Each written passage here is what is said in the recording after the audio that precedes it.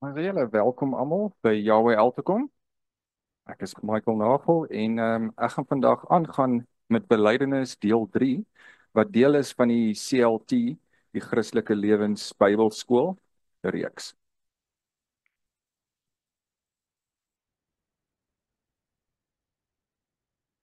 So vinnig gaan so herinnering wat aan die definisie van belydenis sal ons dit in 'n paar skrifte sien. Eerste skrif is Romeine 4 vers 17. En die dinge wat nie bestaan nie, roep asof hulle bestaan. So onthou julle toe ons dit deurgegaan het in deel 1. Sien dit nog voordat dit basies daar is. Ons sal sien in Hebreërs 10 vers 23, laat ons die belydenis van die hoop onwankelbaar vashou, want hy wat dit beloof het, is getrou. So al is daar goed wat in ons lewe gebeur, moet ons nog steeds in daai hoop vashou en weet hy is daar so vir ons. As ons kyk na Hebreërs 11 vers 1, die geloof, dan is 'n vaste vertroue op die dinge wat ons hoop, 'n bewys van die dinge wat ons nie sien nie. Matteus 17 vers 20 sê hulle vir ons, as jy geloof het, sal jy sê. So as jy binne in jou hart basies geloof het, dan gaan jy gaan dit uitspreek. En in 2 Korintiërs 4 vers 13, glo ons ook, daarom spreek ons ook. So, belydenis is om die dinge wat jy glo hardop uit te spreek. Daardie dinge waarin jy jou geloof geplaas het. Ons plaas ons vertroue op die dinge van God volgens sy woord. Belydenis is 'n getuie van die inhoud van ons hart. So dit is van binnekant af hoe ons dit uitspreek. So soos julle sien, ek het in die begin gesê daar gaan 3 lesings wees. Nou ons is nou op die laaste enetjie, die 5 belangrike belydenisse. Oupa Ben, oupa sal sien ek het hulle mooi gemerk op die blaaie vandag. So ek weet oom weet nie altyd waar ons is nie, maar ek het hom daar so mooi opgesit vir ons. So dan gaan ons bladsy 4, 5 belangrike belydenisse. Ons gaan kyk na 5 sleutelbelydenisse wat jou sal help om steeds meer in geloof uit te spreek soos Elohim sê jy behoort.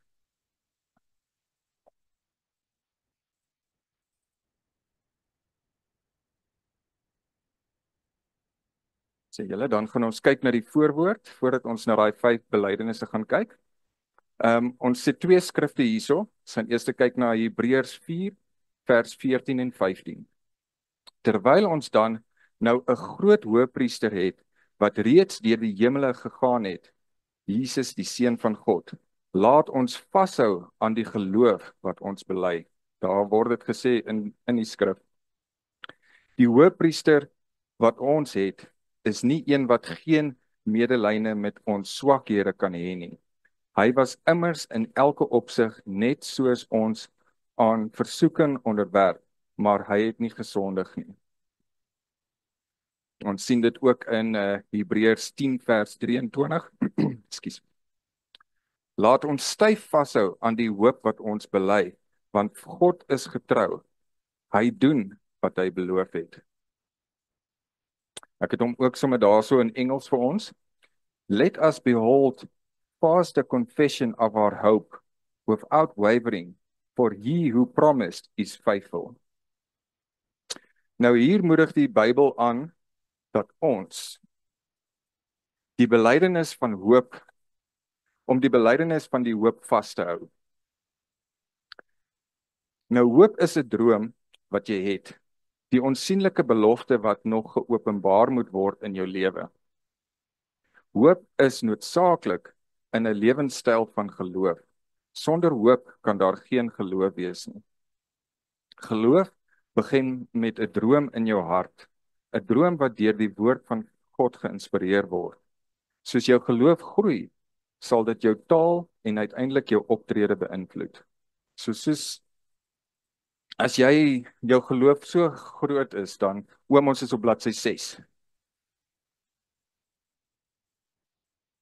Ehm soos jou geloof groei, sal dit jou taal en uiteindelik jou optrede beïnvloed. Ehm ons is gebind deur ons belydenisse.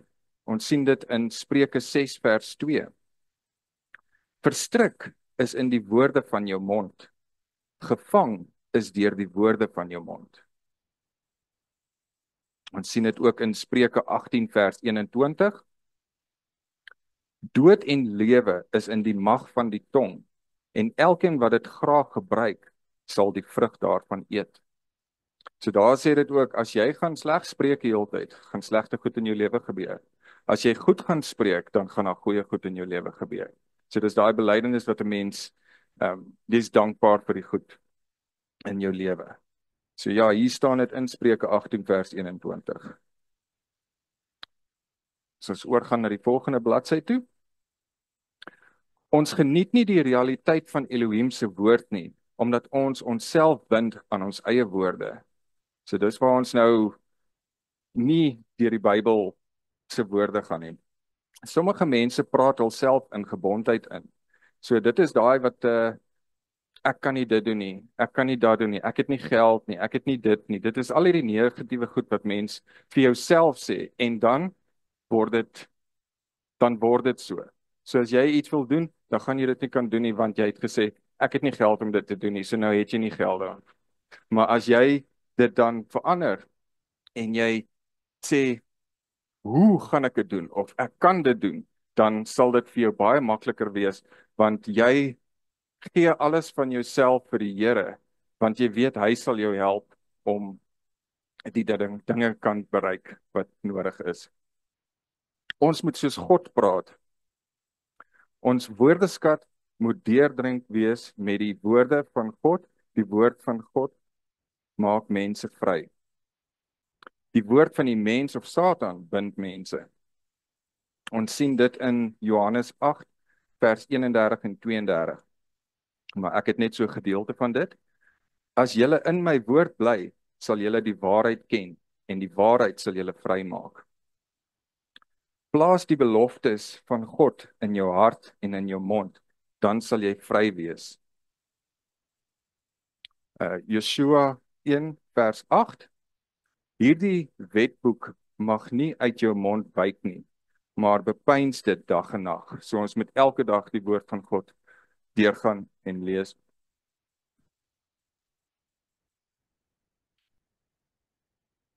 So ons kyk na die volgende bladsy. Hierdie is die sleutel om 'n dader van die woord van God te word. Nou waar gaan ons dit sien? Ons sien dit in Deuteronomium 30 vers 14. Maar baie naby jou is die woord in jou mond en in jou hart om dit te doen.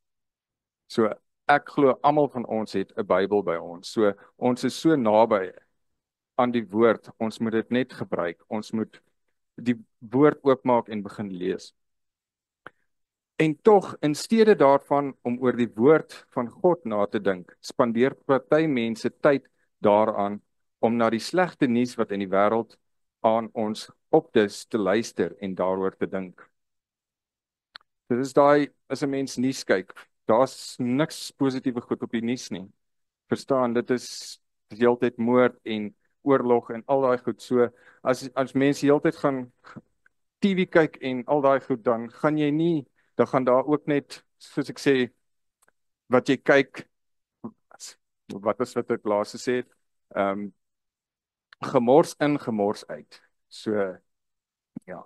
Sommige mense raak sodoende deur siekte, skuld, inflasie, resessie, angs, bekommernis, oorlog, stryd, kritiek, jaloesie, nywer ensovoorts gebind. So as mens al daai goed, dan word jy gebind aan hierdie goed. Hulle betwyfel God se woord. Ek het hom ook hier so in Engels van Deuteronomium. But the word is very near to you, in your mouth and in your heart, that you may do it. So ons kyk na die volgende bladsy. Sy 9.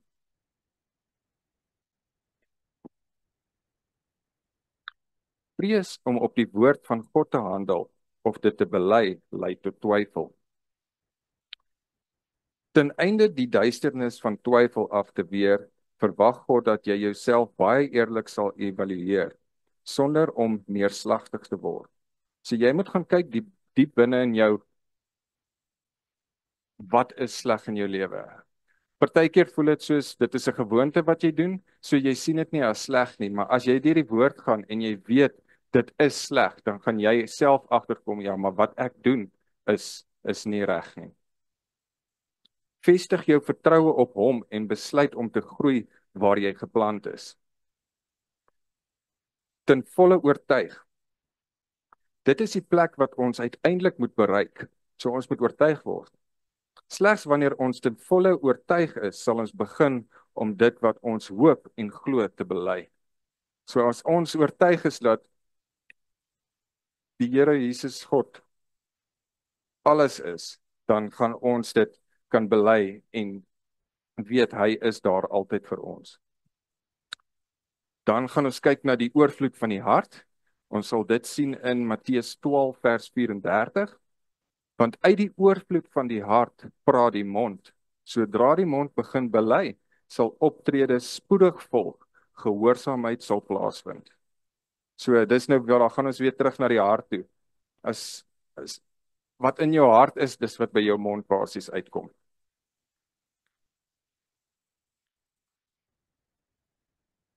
Nou gaan ons oor na bladsy 10 toe. Geloof en belydenis is onafskeibaar gekoppel. So nou kom ons met die vraag, so wat moet ons bely? Watter belydenis moet ons aan vashou? Nou, vinnige antwoord is, ons kan alles bely en besit, wat die Bybel ons toelaat om te sê. So ons kan begin om te bely dat die beloftes van God waar is. So op die eerste deel het ek vir julle 'n blaai gegee van al God se beloftes. Mens kan daardeur gaan en dan kan mens bely en as jy bid, kan jy sê, Here, ek glo al u beloftes en bely dit en glo dat sy beloftes daarso is. All God's promises are true.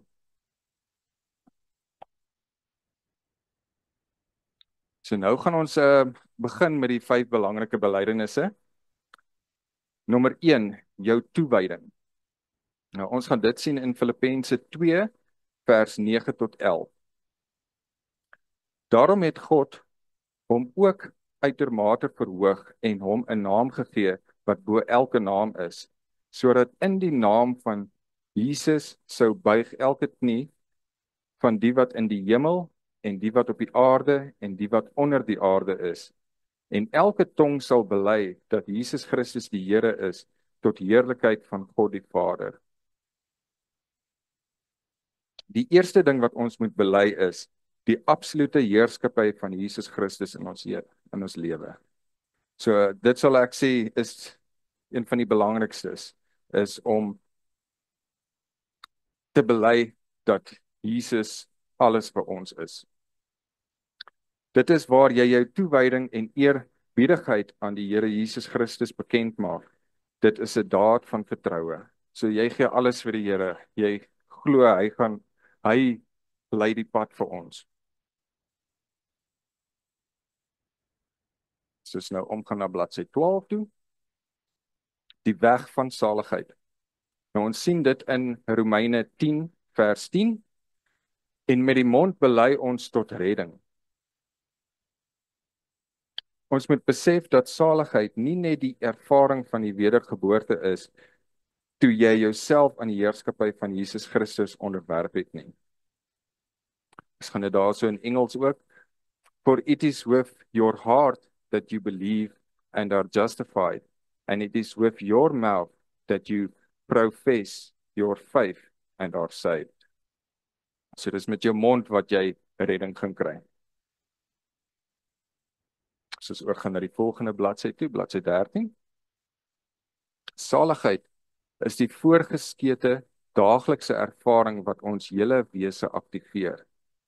Saligheid sluit ook genesing, verlossing, oorwinning, beskerming, bewaring, voorsiening ensovoorts in. Met die hart glo ons tot geregtigheid. Jy mag sê dat jy in jou hart glo, waarom moet jy dan enigiets bely? As jy met jou hart glo, behaag jy God en plaas dit jou in die regte verhouding tot God. Om jou omstandighede te verander, moet jy gewillig wees om volgens jou geloof te handel. En dan gaan ons kyk, met die mond bely ons tot redding. Dit is die belydenis van jou mond, 'n getuie van jou vooraf bepaalde aksie, wat die omstandighede van jou verlede, jou hede, jou toekoms en ewigheid sal verander. Nou, ek het 'n prentjie daarso van, wat die hart is wat die mond praat. Jy sal sien ek het daarso Psalm 55 vers 22 en 23 opgesit. Nou, die rede hoekom ek hom daar gesit is, ek het gemaak, vanoggend het ek vir die Here gevra, hy moet vir my 'n boodskap deurgee. En dis die boodskap wat ek vanoggend gekry het toe ek die Bybel oopgemaak het. En dit het vir my gepas met wat ons ook doen hierso vandag. Ons kyk na Psalm 55 vers 22 en 23. Glad is die botterwoorde van sy mond, maar sy hart is oorlog. Sy woorde is sagter as olie, maar hulle is ontblote swaarde. Verwerp jou sorg op die Here en hy sal jou onderhou. Hy sal nooit die regverdige laat wankel nie. So daar sou dit vir my gesê, as jou hart nie reg is nie, dit is wat het ons laas gesê, hy lieg eintlik, hy's 'n vals, want hy praat, maar in sy hart is hy nie reg nie. Maar as jy jou sorge werp op die Here, dan sal die regverdigheid nie wankel nie. As ons oorgaan na die volgende bladsytjie toe. So wat ons bely. Ons sien dit in Romeine 10 vers 9. As jy met jou mond die Here Jesus bely, sal jy gered word. Soos in die eerste deel het ons gepraat vir die homologie, ekskuus vir daai. Die Griekse woord vir bely is homologio, wat ook as lofprysing vertaal word. Om die heerskappy van Jesus Christus te bely, is om die Here Jesus te loof en te prys. So met lofprysing het ons laas gesê, dit aktiveer jou geloof. En wat heerskappy impliseer? Om Jesus die Here te maak, is om aan hom die absolute heerskappy oor jou lewe te gee. Die autoriteit wat ons aan Jesus in ons lewe gee, word gemeet aan ons respek en gehoorsaamheid aan die woord van Jahweh. Want ons weet God kyk altyd oor ons. As ons oorgaan na die volgende bladsy toe. Jesus is die Heer oor alles. Of die mens Jesus die Here maak of nie, Jesus Christus is Heer oor alles, deur 'n bevel van God die Vader. Hy is die Here in die hemel. Elke geskape wese in die hemel buig sy knie voor die Here Jesus. Dit sluit die engele en mense wat in God onophoudelik aanbid. Dan het ons die Here op die aarde. Dit is slegs waarvan diegene wat erken dat Jesus die Here is en ook net totdat Jesus weer kom. Na die wederkoms van Jesus sal elke skepsel op die aarde die knie buig voor die Here, voor die Heer van die Here. Ons sien dit in Filippense 2 vers 10 en 11. Sodat in die naam van Jesus sou buig elke knie van die wat in die hemel en die wat op die aarde en die wat onder die aarde is. En elke tong sou bely dat Jesus Christus die Here is, tot heerlikheid van God die Vader. Every knee shall bow.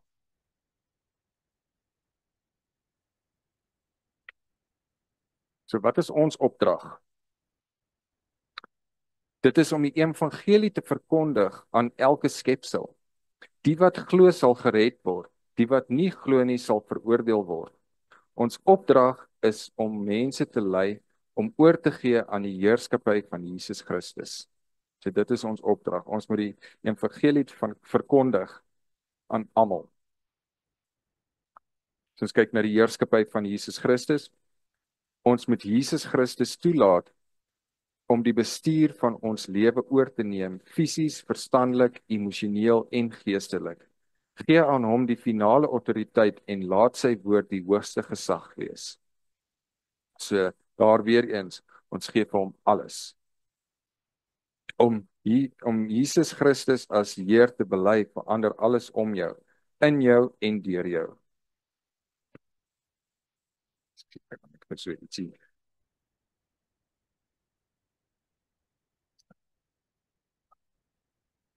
Dus oorgaan na die volgende bladsy toe, bladsy 17. Ons belydenis is dat Jesus die reg het om op elke plek te reageer. Wanneer ons Jesus Christus as Heer bely, word Satan verslaan. Ons verantwoordelikheid is om Satan se neerslag af te dwing deur die Here Jesus te bely, sy woord te bely en sy naam te bely. So ek dink ons almal moet sommer nou hier saam sê, ons weerstaan Satan in die naam van die Here Jesus Christus. Kom ons almal sê dit. Ons weerstaan Satan in die naam van die Here Jesus Christus. So ons weerstaan hom. Ons het dit nou bely. Ons wil nie hy in Engels ene, Satan is defeated by just hearing God's words spoken by you.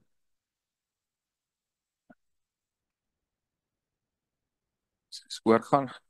Kyk ons op die volgende bladsy, bladsy 18. Dan gaan ons nou na nommer 2 toe. Jou afhanklikheid. Ons sal dit sien in 1 Petrus 5 vers 6 en 7.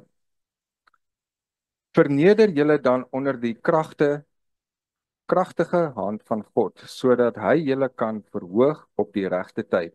Verwerp al julle bekommerse op hom, want hy sorg vir julle. So daar sê hulle dit reeds vir ons. Ons moet al ons bekommernisse aan hom gee, want hy gaan vir ons sorg. Die volgende groot belydenis wat ons in ons Christelike lewe moet doen, is om te bely dat ek geen bekommerse het nie. Tog is ek versigtig. So jy moet bely dat ek het geen bekommerse, want ek weet hy is daar so vir ons. Maar ons moet ook versigtig wees. Ons was nie geskape om besorg en vreesbevange te wees nie. Bekommernisse en angs kan ons vernietig. En dan gaan ek daai Engelse gedeelte van 1 Petrus 5 vers 6 en 7 lees. Humble yourself under the mighty hand of God, that he may exalt you at the proper time. Soos oorgaan na die volgende bladsy, bladsy 19. Moenie bekommerd wees oor jou lewe nie. Ons sien dit in Matteus 6 vers 31 en 32. Daarom moet julle nie kwel en sê, wat sal ons eet, of wat sal ons drink, of wat sal ons aantrek nie. Want na al hierdie dinge soek die heidene. So dis al die heidene wat hierdie dinge soek. Maar hulle weet nie, want julle hemelse Vader weet dat julle al hierdie dinge nodig het. So 'n mens moenie dit bely en sê, hey, maar wat gaan ek nou eet vandag en wat gaan ek môre? Want die Here weet dit is wat ons nodig het om aan die lewe te wees. So, hoe raak ons bekommerd, besorg en gekwel? Ons openbaar ons gedagtes deur die woorde wat ons bely. Daar is dit weer eens. As ek sê, ek het nie geld nie, ek het nie dit nie, dan is dit so in jou lewe, want jy bely dit, jy sê dit. Ons kan baie van onsself leer deur net na ons woorde te luister wat ons uitspreek. So, mense wat die hele tyd moan, is nooit tevrede met hulle goed in die lewe nie. Hulle kan sien hulle hart is nie reg nie. Kry nou hierdie, gee sommer 'n voorbeeld, kry hierdie pen, o nee, maar ek hou nie van pink nie. Verstaan? Dit is nie, dis 'n goeie voorbeeld wat ek eintlik kan gee, is met die pen storie. So jy kry dit verniet, maar jy moan in elk geval daaroor. So ja. As ons kyk by Matteus 6 vers 31, die Engelse gedeelte, God knows what you need and he will provide. So hy weet wat ons nodig het en hy sal dit vir ons gee.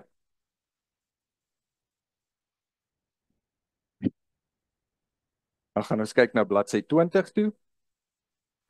Wees oor niks besorg nie. Ons sien dit in Filippense 4 vers 6 en 7. Wees oor niks besorg nie, maar laat julle begeertes in alles deur gebed en smeking met danksegging bekend word by God. En die vrede van God, wat alle verstand te bowe gaan, sal julle harte en julle sinne bewaar in Jesus Christus. En daar sien ons reeds, al ons begeertes moet ons in gebed en smeking met dank of danksegging doen. Laat die Here weet, hy weet al klaar wat ons wil hê. Ek glo hy wil net hê jy moet dit self sê. Dan weet hy. Ons raak ontslaaf van bekommernisse en sorges deur geloofgevulde gebede met danksegging. Nou wat is danksegging? Danksegging is om jou bekommernisse by die Here te laat, wetend dat hy vir jou sal sorg. As jy van jou knieë af opstaan en jy's nog steeds beangs, dan het jy nie regtig gebid nie.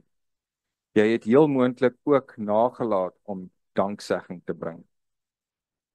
Nou die wat hulle sê van ons moenie besorg wees nie, kan ons ook sien in 1 Petrus 5 vers 7, ek dink ons gaan hom lees nou op die volgende bladsy, en dan in Matteus 7 vers 24 en 25. So julle kan gerus daar Matteus 7 vers 24 en 25 ook gaan lees daar by die huis.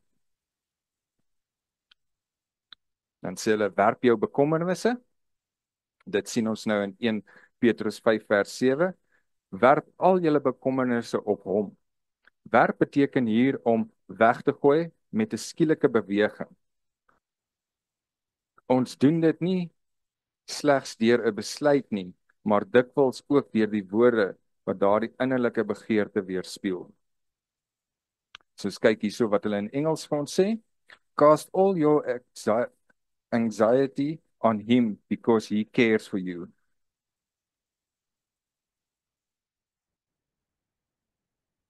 En daar's ons met 'n breek. So 'n bietjie dan sê almal. Hoop almal het lekker geëet en almal het ietsie om te drink. En dan kan ons aangaan. Want ons gaan nou die tweede gedeelte doen van vandag se deel 3.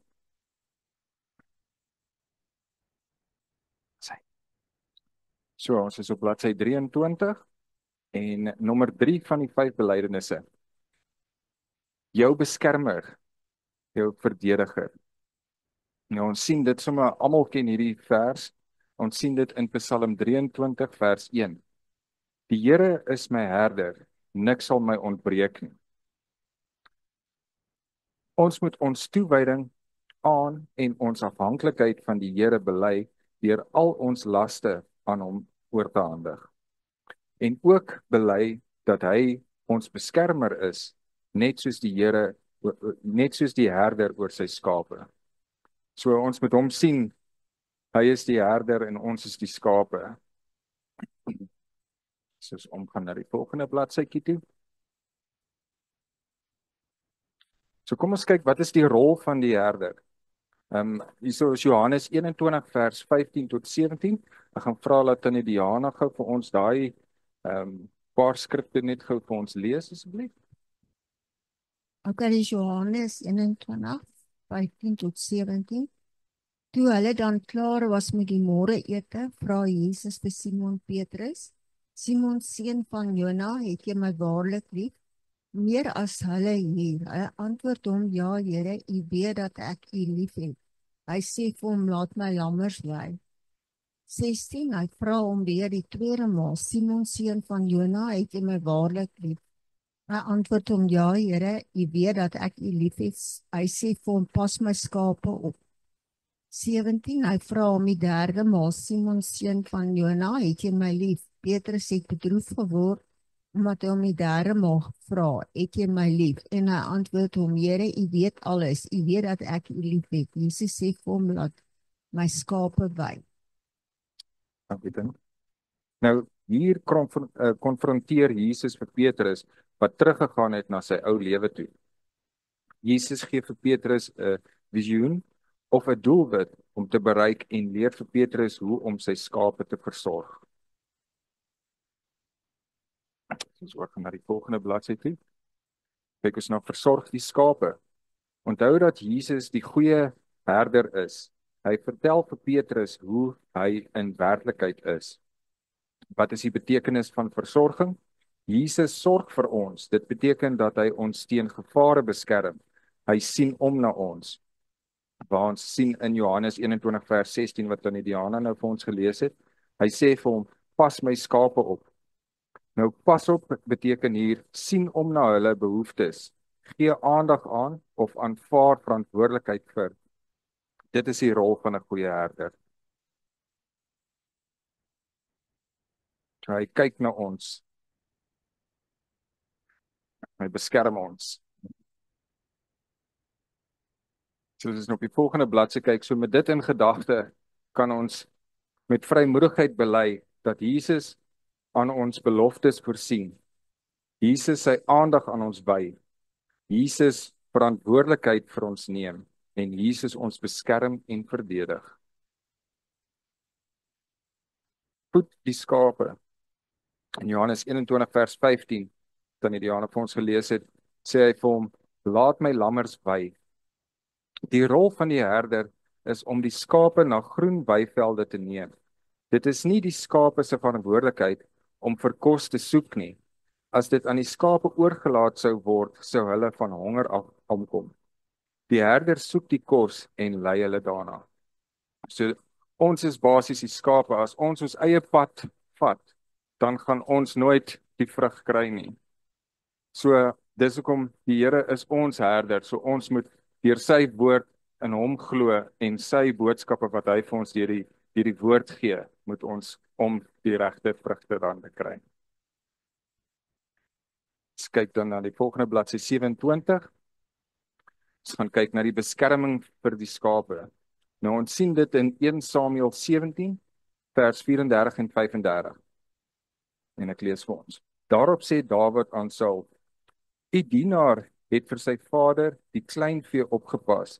En as daar 'n leeu of 'n beer kom en die stuk kleinvee uit die trop wegdra, dan gaan ek uit agter hom aan en verslaan hom en ruk dit dan uit sy bek uit. En as hy my aanval, gryp ek hom aan sy baard en verslaan hom en maak hom dood." So dit is deel van die herder se werk. As daar gevare kom, dan beklei hy teen die gevare dat sy skape by hom sal wees en veilig sal wees. Hier sien ons die herder in aksie. Terwyl die skape wy en rus, is die herder op wag en hulle rus in sy bediening.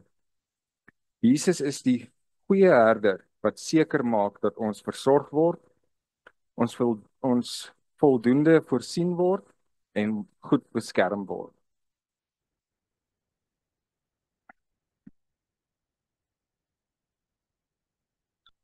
So as na die volgende bladsy toe gaan, bladsy 28, die toewyding van die herder. Ons sien dit in Johannes 10 vers 10 tot 12. En ek lees vir ons. Die dief kom net om te steel en te slag en te verwoes. Ek het gekom dat hulle lewe en oorvloed kan hê. Ek is die goeie herder. Die goeie herder lê sy lewe af vir die skape. Maar die huurling en hy wat nie 'n herder is nie, van wie die skape nie die eiendom is nie, sien die wolf kom en laat die skape staan en vlug. En die wolf vang hulle en jaag die skape uitmekaar. Ons goeie herder Jesus is so toegewyd dat hy sy lewe vir sy skape of volgelinge afgelê het. 'n Satanis was gevra of hy sy lewe vir sy god Satan sou aflê. Na heelwat aarzeling het hy geantwoord: definitief nie. Dit is 'n natuurlike reaksie aangesien Satan sy volgelinge doodmaak. So hulle het vir 'n Satanis gevra sal hy sy lewe vir Satan gee? Nee, hy sê nee, hy sal nie. Ek lees hier die Engelse gedeelte vir ons.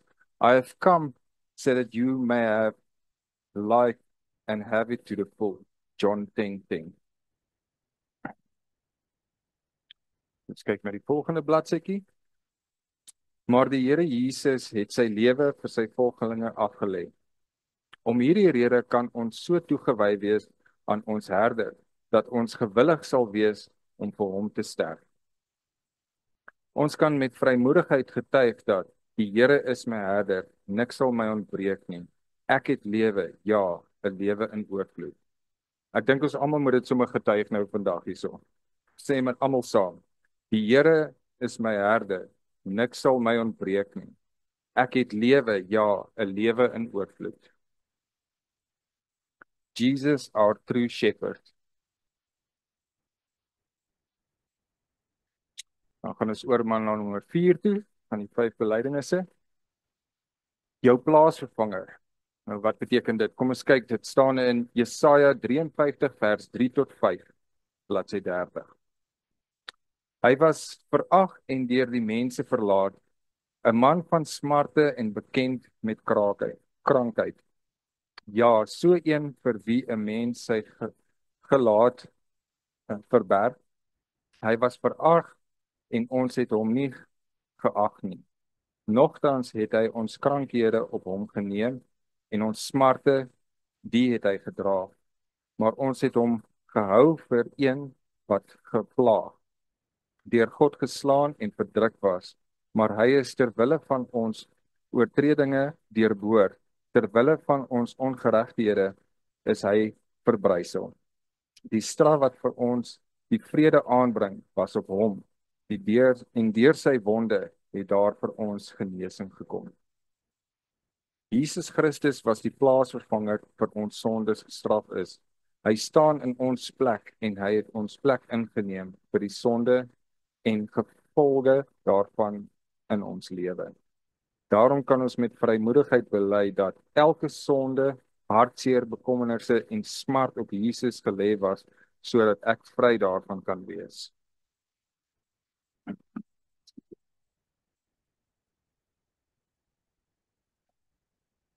Ons kyk na die volgende bladsy. Bladsy 31. Probeer jou indink hoe die wêreld sou wees as die mens versoeking weerstaan en nie gesondig het nie. Daar sou geen pyn, siekte, armoede en dood gewees het nie. Siekte, armoede en dood is die gevolg van sonde, wat die resultaat was van die mens se ongehoorsaamheid teenoor sy Skepper. So dis kom daar sonde is, want ons mens was ongehoorsaam teenoor ons Skepper. En daai prentjie wat ek daar onder sit, hy lyk nou nie baie mooi nie, maar ek sien dit as daai new heaven, new earth. Ek dink nie daar gaan enige sondes daar wees nie. Ek dink ons almal gaan sonder pyn, sonder siekte, sonder armoede gaan ons daar sou wees. Ons gaan na die volgende bladsy toe, bladsy 32. Kyk ons na Jesus het ons sonde gedra. Ons sien dit in Matteus 8 vers 16 en 17. En toe dit aand geword het hulle baie na hom gebring wat van duiwels besete was, en hy het die geeste met 'n woord uitgedrywe. En almal wat ongesteld was, het hy gesond gemaak, sodat vervul sou word wat gespreek is deur Jesaja, die profeet. Toe hy gesê het, hy het ons krankhede op hom geneem en ons siektes gedra. Jesus Christus het die totale mens genees. Die konteks hier bewys dat Jesus demone uitgedryf het en die mense se siek liggame genees het. Toe Jesus aan die kruis gesterf het, het hy fisies vir ons sondes en fisiese siektes gelei. Hy het ook verstandelik, emosioneel en geestelik gelei deurdat hy van die Vader afgesny was. So hy het ons sondes vir ons gedra aan die kruis. As ons omblaai na bladsy 33 toe. Jesus het 'n vloek geword. Nou waar staan dit? Ons sal dit sien in Galasiërs 3 vers 13 en 14. Christus het ons losgekoop van die vloek van die wet deur vir ons 'n vloek te word. Want daar is geskrywe, vervloek is elkeen wat aan die hout hang, sodat die seun van Abraham na die heidene kan kom in Christus Jesus. Die vloek van die wet word reg deur die Ou Testament gevind en kan opgesom word in Deuteronomium 28. So ek het hom daarso vir julle geonderstreep, so julle kan gerus die hele Deuteronomium 28 gaan deurlees. In hierdie hoofstuk sien ons beide die seëninge en die vloeke. Die vloeke word ten beste as gevolg saamgevat is siekte, armoede, nederslag, nederlaag en die dood. En die seëninge van Abraham is die ewige lewe, oorwinning, voorspoed en gesondheid. En ek het sommer hierso vers 1 net vir ons hier opgesit. Ek lees vir ons Deuteronomium 28 vers 1. As jy dan goed luister na die stem van die Here jou God, om sorgvuldig te hou al sy gebooie wat ek jou vandag beveel, dan sal die Here jou God jou die hoogste stel bo al die nasies van die aarde.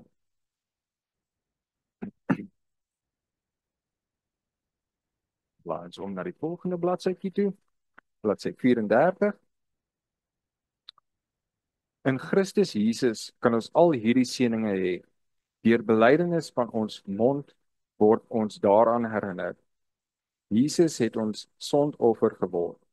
In 2 Korintiërs 5 vers 21 sien ons dit. Want hy het hom wat geen sondes geken het nie, sonde vir ons gemaak, sodat ons kan word geregtigheid van God in hom. Hier sien ons weer die omruil van plekke wat plaasvind. Dit is so of ons dit aanneem al dan nie. As ons dit nie aanneem nie, sal ons nie die voordele daarvan kan geniet nie en sal ons in staat van veroordeling bly.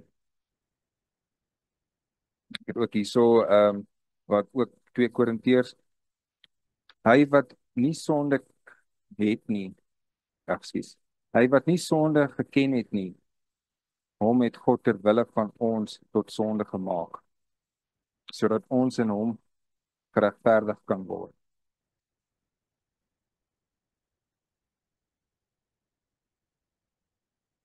Dan gaan ons weer na die laaste enetjie, jou heerskappy, die laaste een nommer 5.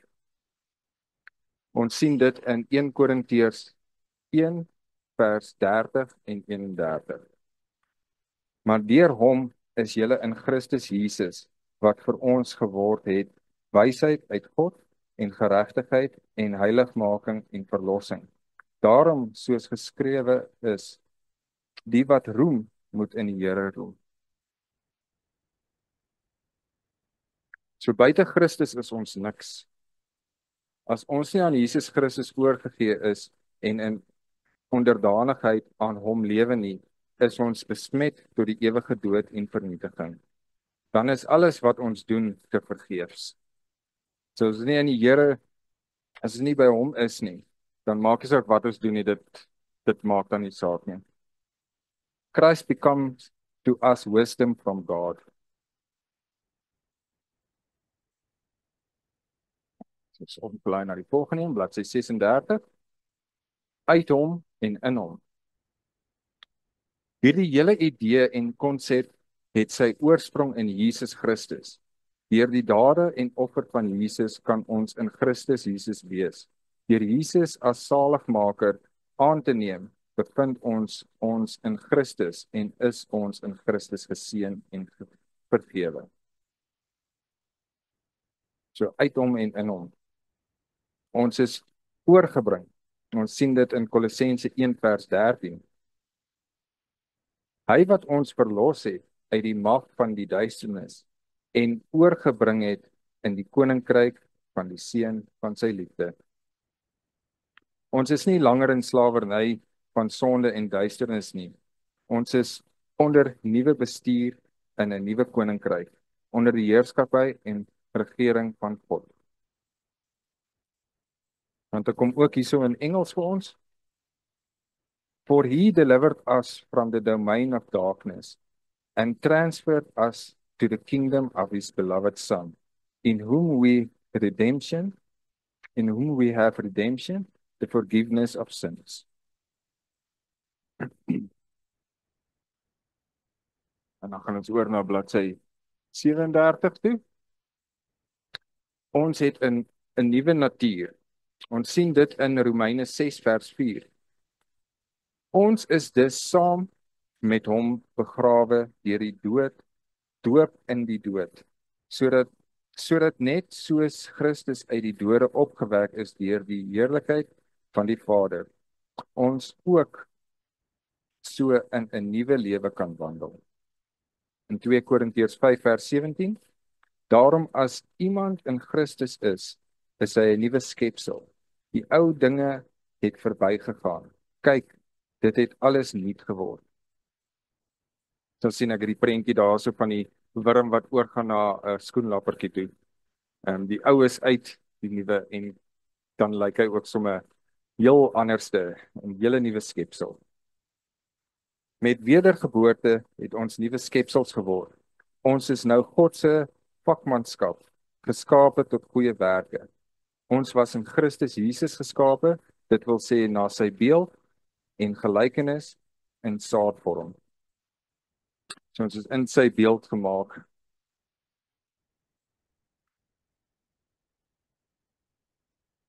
Bladsy 38.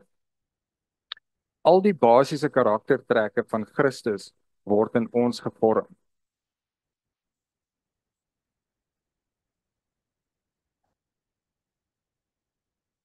Nommer 1, ons ontvang die wysheid van Christus. Ons is die geregtigheid van Christus. Ons is geheilig deur Christus. Ons is verlos deur Christus. In 1 Korintiërs 1:30. Dit is wat ons met volle vertroue kan bely.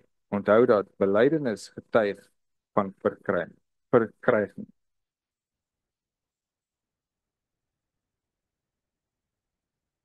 En dan bladsy 39.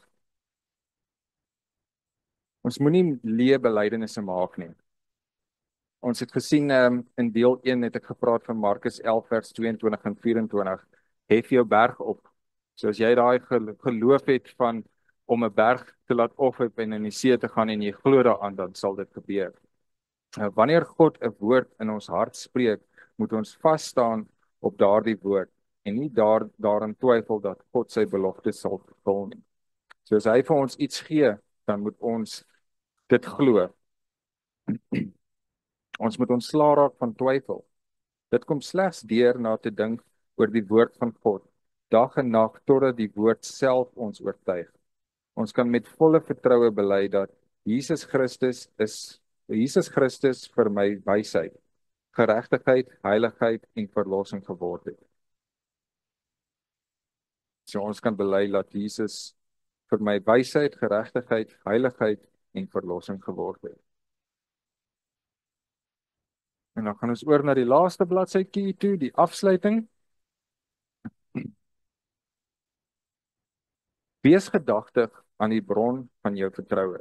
Jesus, die ewige een, wat ons belydenis is en volkome getroue Heer. Praat soos God sou praat. Vir my enige bindings veroorsaak deur mense praat. Praat soos die Here woorde gee om mense te bevry. Handel in geloof. Vestig 'n sterk band tussen belydenis en geloof. Bly dat al God se beloftes waar is, deur hardop te sê wat jy glo, soos God se woord sê jy mag sê. En dan bevestig 5 belangrike belydenisse. Belê tyd en moeite in jou toewyding, afhanklikheid, verdediger, plaasvervanger en heerskappy. Konsentreer op God se prioriteite. Amen. Ja, enige vragies wat julle het vir hom? Vir my? Nee. Niks nie. So. En dit sluit af die belydenis se deel 1, 2 en 3. So ek hoop julle het dit verstaan en ek gebruik dit baie. Ek sê baie positiewe dinge in die lewe want ek weet ek gaan positiewe dinge terugkry. Ek is in die oggende as ek Bybel lees, dan is ek dankbaar vir alles wat ek in my lewe het, alles wat hy vir my gegee het. Ek kan 'n voorbeeld gee. Ek het nou onlangs het ek my 'n nuwe karretjie gekoop en ek het dit self probeer. So ek het na 'n plek hier in Bloem gegaan en ek sê ek soek daai kar en ek het my vorms ingestuur en aan die bank teruggekom, nee, hulle soek hierdie. En dan het ek weer daai vorms ingestuur en dan sê die bank nee, nou kort hulle weer dit en dan kort hulle weer dit en so op 'n punt het ek so negatief geraak vir die hele kar dat ek nie eens meer die kar wou gehad het nie, want dit voel of ek net nie die kar kan kry nie.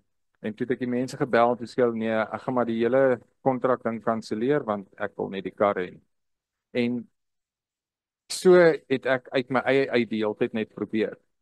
En 'n dag of twee later dink ek nee, maar die kar wat ek wil hê is my begeerte. Dit is wat ek wil hê. En ek het toe gegaan en ek het gaan bid en ek sê Here, ek wil vir my hierdie kar koop. So ek wil hê U moet my help. En die volgende dag toe gaan ek op WeBuy Cars, toe sien ek daar soos dieselfde kar met minder kilos op en presies dieselfde prys en is 'n beter model. En ek het my vorms ingestuur en 3 dae later het hulle my gebel te sê hulle meneer jou goed is goedgekeur.